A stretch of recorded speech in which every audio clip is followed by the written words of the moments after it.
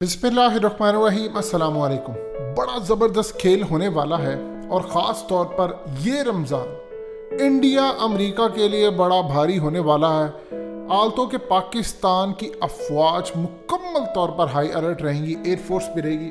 सूरत हाल इस तरह की क्रिएट होने जा रही है। इस वक्त रशिया के फॉरेन मिनिस्टर इंडिया के दौरे पर पहुंच रहे हैं अगले हफ्ते, और इस दौरे के अंदर वो इंडिया के लिए जो पैगाम लेकर आ रहे हैं, ये पैगाम असल में चाइना, पाकिस्तान और रशिया की जानिब से मुश्तरका होगा, जिसमें अफगान तालिबान फ्रंट से लीड करें। ये असल में वार्निंग लेकर आ रहे हैं इंडिया के लिए। वो वार्निंग क्या है, ये आप अगर समझ जाएं तो आपको अंदाज़ा होगा कि इंडिया के लिए अगले चंद माह इतने भारी होने वाले हैं, इतने भारी होने वाले हैं कि उनको पता है कि उनकी असल ठुकाई का वक्त आ चुका है। मज़ीद डिस्कस करने से पहले इस वीडियो को लाइक करें, हकीकत टीवी को सब्सक्राइब करें और बेल आइकन पर ज़रूर क्लिक करें। सूरत हाल इस वक्त ये है कि आप जानते हैं कि अफ़गानिस्तान के मामलात के अंदर इस वक्त रशिया को कहा इंडिया ने कि वो उनको बहुत ज़्यादा कंसर्न है अफ़गान तालिबान के हवाले से, क्योंकि पाकिस्तान के इंटेलिजेंस इदारों और पाकिस्तान की अफवाज और पाकिस्तान की हुकूमत का अफ़गान तालिबान के ऊपर अच्छा खासा असर और रसूख है, जिन्होंने माइटी अमेरिकन नेटो को शिकस्त दी है। रशिया ने अभी मॉस्को कॉन्फ्रेंस की, उसमें इंडिया को किया किक आउट। पाकिस्तान की रजामंदी थी, उसमें चाइना की रजामंदी थी। ये असल में सूरत हाल थी, और अफ़गान तालिबान, उनको पाकिस्तान ने जो कहना था उन्होंने वही करना था। एक चीज़ ज़हन में रखिएगा, अफ़गान तालिबान पाकिस्तान के ग़ुलाम नहीं है, वो पाकिस्तान को अपना दूसरा घर समझते हैं। TTP उन्हीं से निकली थी, और CIA और ये PTM ये सारे एक ही उसकी पैदावार है।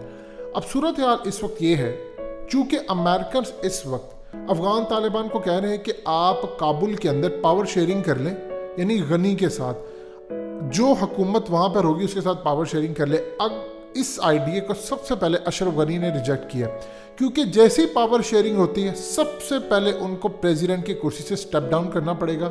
जो भी निगरान हुकूमत होगी उसमें अफ़गान तालिबान शामिल होंगे। ये स्टेप डाउन होते ही अशरफ गनी का पॉलिटिकल कैरियर एंड, मोदी जितनी मर्जी सपोर्ट करता रहे, इवन उनकी लाइफ खतरे में आ जाएगी। और उसके बाद उनके साथ क्या हाल होगा कि सारी दुनिया जानती है कि उस बंदे ने बहुत ज़्यादा तबाही लेकर आया अफ़गानों के लिए। अफ़गान तालिबान कभी भी उस शख्स के साथ या उन लोगों के साथ पावर शेयरिंग नहीं करेंगे जिनको वो पपेट कहते रहे हैं।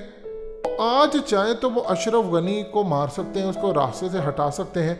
अगर वो अमेरिका जैसी बड़ी ताकत को घुटनों पर इस वक्त लाकर टेबल पर बैठा सकते हैं, तो बाकी सूरत हाल क्या है। जिस हुकूमत को यानी गनी को वो इजीली डिफीट कर सकते हैं, उसके साथ उसको टेबल पर बैठने, उनकी शराइत मानने में उनको प्रॉब्लम क्यों होगी। वो कभी भी इस चीज़ को फील नहीं करते कि हमें इन पपेट के साथ बैठना चाहिए। जिनको वो मार सकते हैं उनके साथ वो क्यों बैठेंगे, क्यों उनके साथ हुकूमत बनाएंगे।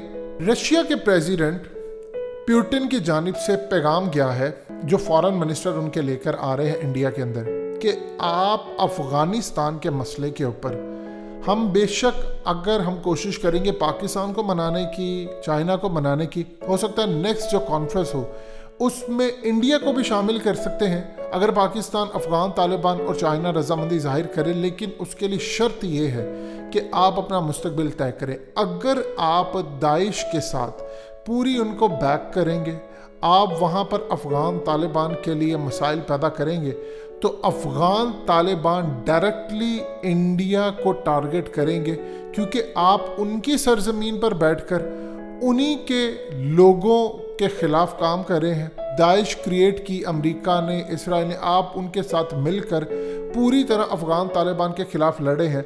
अब आप देखें कि अफ़गान तालिबान, चूँकि अमेरिका लेट से मिसाल के तौर पर यहाँ से निकलता है, किसी वजह से निकलता है, अगर तो वो नहीं निकलता तो अफ़गान तालिबान इंडिया को भी मारेंगे, वो अमेरिका को मारेंगे और दाइश को मारेंगे। उनके लिए प्रॉब्लम नहीं है, वो मार देंगे इनको सपोर्ट। दुनिया सारी उनकी सपोर्ट ना करे, वो मारेंगे। अब तो वैसे भी पाकिस्तान ओपनली उनके साथ है, रशिया उनके साथ है, तुर्की साथ है, ईरान साथ है, और सबसे बड़ी बात है कि चाइना उनके साथ है।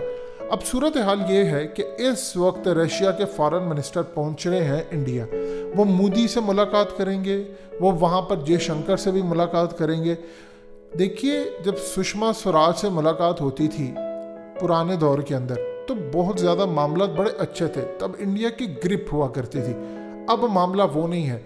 अब यही रशिया के फॉरेन मिनिस्टर लेकर आ रहे हैं पैगाम, जिसको आप धमकी समझ लें या कुछ समझ लें, कि अगर आप अमेरिका के साथ खड़े हैं तो आप दाइश के साथ भी खड़े हैं, लिहाजा इस पूरी सूरत हाल के अंदर रशिया आपके साथ नहीं खड़ा होगा। हम आपको पैगाम देते हैं, वार्निंग देते हैं कि आप अफगानिस्तान के खेल से क्विट कर जाएं, नहीं तो अफगान तालिबान समेत जितने स्टेक होल्डर हैं, वो स्टेक होल्डर कौन कौन है? Pakistan, Russia, China, Afghan Taliban, Iran, फिर आपके खिलाफ आखिरी हद तक जाएंगे, चाहे उसमें अफगान तालिबान को सपोर्ट करना हो या कुछ भी करना हो। लिहाजा बेहतर है कि आप दाइश से और अमेरिका के इस खेल से, अफगानिस्तान से आप बैकआउट कर जाएं, क्योंकि अगर आप नहीं करेंगे तो फिर लड़ाई बढ़ते बढ़ते आपके मुल्क तक भी आ सकती है, क्योंकि आप किसी के मुल्क के अंदर घुसे होंगे तो उनके पास पूरा राइट है कि वो आपके मुल्क में भी घुसेंगे। बिल्कुल इसी तरह जब अफगान तालिबान ने कहा है कि देखिए अमेरिका और ये तमाम आपके इत्तेहादी यहाँ से निकल जाए, ये मुल्क हमारा है, हम किसी को भी इजाज़त नहीं देंगे कि अपने मुल्क पर हमला करने की, और ना हम किसी मुल्क में इस्लाम को लेकर जाएंगे, हम यहीं पर इस्लाम का निज़ाम कायम करेंगे। आप जानते हैं अमेरिका ने क्यों सोवियत यूनियन के खिलाफ जब जंग चल रही थी तो अचानक क्यों हाथ खींच लिया था उस वक्त मुजाहिदीन से? उसकी एक रीज़न समझ लें, इसलिए हाथ खींचा था, उनको पसंद थे कि कुछ सेकुलर टाइप निज़ाम आ जाए। उनको ये चीज़ पसंद नहीं थी कि अफगान तालिबान उस वक्त वहाँ पर इस्लाम का निज़ाम कायम करे। उन्होंने उस वक्त हाथ खींचा, वहाँ पर खाना जंगी हुई, फिर मुल्ला उमर इक़्तिदार में है, उन्होंने ऐसी इस्लामिक हुकूमत कायम करके दिखाई कि दुनिया अशश कर उठती थी। इसी अफगानिस्तान में अगर एक औरत पूरे जेवर पहन के चल रही होती थी तो किसी की जरूरत नहीं थी उनके दौर में देख सके। और इसी तरह ऐसी मिसालें हैं कि किसी का वहाँ पर ब्रीफ केस गिरा है, कोई बटवा गिरा है, तो 10-10, 15-15 दिन के बाद भी वहीं से मिलेगा। ये वो इस्लाम का निज़ाम कायम किया था। एग्जैक्टली सिचुएशन आज यही है। अमेरिका असल में यहाँ से इसलिए नहीं जाना चाह रहा कि यहाँ पर इस्लाम का निज़ाम कायम हो जाएगा। अब देखिए रूस पैगाम लेकर आ रहा है कि अगर आप इस पूरे खेल में दाइश के नहीं साथ छोड़ते तो अफगान तालिबान को सपोर्ट मिल जाएगी, अमेरिका की भी, वेस्ट की भी, क्योंकि दाइश को बुरा समझा जाता है वेस्ट और अमेरिका में, बावजूद इसके कि पता है कि उसके पीछे अमेरिका और इंडिया है। लेकिन इंडिया के लिए प्रॉब्लम यह हो जाएगी कि चाइना को खदशा है कि अमेरिका दाइश को इस्तेमाल कर सकता है पूरी तरह सिंकियान सूबे के अंदर। अफगान तालिबान की मदद मांगी है थ्रू पाकिस्तान चाइना ने कि आपको दाइश को मारने के लिए जो भी चीज़ चाहिए, हथियार, पैसा, यू नेम इट, कुछ भी आपको चाहिए हम आपको प्रोवाइड करेंगे, आपने दाइश को आगे नहीं बढ़ने देना। पाकिस्तान का भी ये स्टेक है, रशिया का भी ये स्टेक है। अब उसके पीछे है इंडिया, इंडिया दाइश को सपोर्ट कर रहा है। लिहाजा ये जो पैगाम लेकर आ रहे हैं रशिया के फॉरेन मिनिस्टर, वो धमकियां में इस पैगाम है इंडिया के लिए, आप पीछे हट जाएं, नहीं तो फिर कुछ भी होगा, तबाही होगी, बर्बादी होगी, अफगान तालिबान के हाथों हो या फिर पूरे स्टेट के हाथों, जिम्मेदार हम नहीं होंगे। अगर इंडिया इस खेल से पीछे हटने की हामी भरता है तो फिर अफगान तालिबान के साथ मॉस्को की जो दोबारा कॉन्फ्रेंस होनी है उसके अंदर इंडिया और अफगान तालिबान को आमने सामने भी बिठाया जा सकता है, जो कि इस वक्त तुर्की के अंदर मामला तनके चल रहे हैं। ये इस वक्त सूरत हाल है। इंडिया की तबाही तो है ही है, अमेरिका तो इंशाल्लाह बचता नहीं है, लेकिन आप देखेंगे कि इंडिया भी इंशाल्लाह चौथा कब्रिस्तान इसी का खुलना है। और इसीलिए अफगानिस्तान को कहा जाता है एम्पायर्स का कब्रिस्तान। चाहे बरतानिया, सोवियत यूनियन, अमेरिका और इंडिया की तो प्रॉब्लम ये है, तो ये तो बना ही नहीं कभी एम्पायर, इसीलिए इसकी तबाही आ चुकी है। दोस्तों, हकीकत टीवी को सब्सक्राइब करना मत भूलिए, वीडियो को लाइक करें, शेयर करें और कमेंट सेक्शन में अपनी राय का इजहार जरूर करें।